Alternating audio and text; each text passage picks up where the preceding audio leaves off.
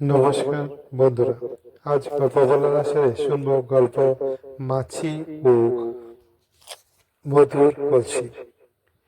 এক দোকানে মধুর কলসি উল্টাইয়া পড়িয়াছিল, তাহাতে চারিদিকে মধু ছড়িয়া পড়িয়া যায়। মধুর গন্ধ পাইয়া ঝাঁকে ঝাঁকে মাছি আসিয়া সেই মধু খাইতে লাগিল।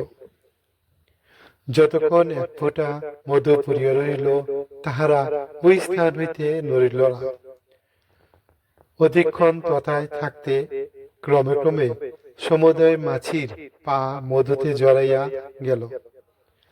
মাছি সকল আর কোনো মতেই উড়িতে পারিল না, এবং আর যে উড়িয়া যাইতে পারিবে তাহারও প্রত্যাশা রহিল না।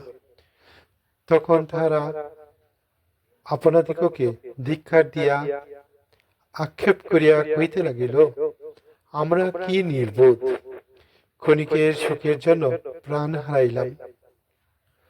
গল্পের শিক্ষণীয় বিষয়বস্তু হল, ভবিষ্যৎ না ভাবিয়া ক্ষণিকের সুখের জন্য বিপদ ডাকিয়া আনা ঠিক নহে। গল্পখানা পড়া হলো কথামালা ও নীতিবোধের গল্প, লেখক ঈশ্বরচন্দ্র বিদ্যাসাগর মহাশয়ের লেখা বই হইতে। ধন্যবাদ সবাইকে আমাদের এই চ্যানেলে আসার জন্য। আজকের গল্প ছিল মাছি ও মধুর কলসি। ধন্যবাদ সবাইকে। সবার প্রতি অনুরোধ রইল আমাদের এই চ্যানেলটি লাইক, শেয়ার ও সাবস্ক্রাইব করার জন্য।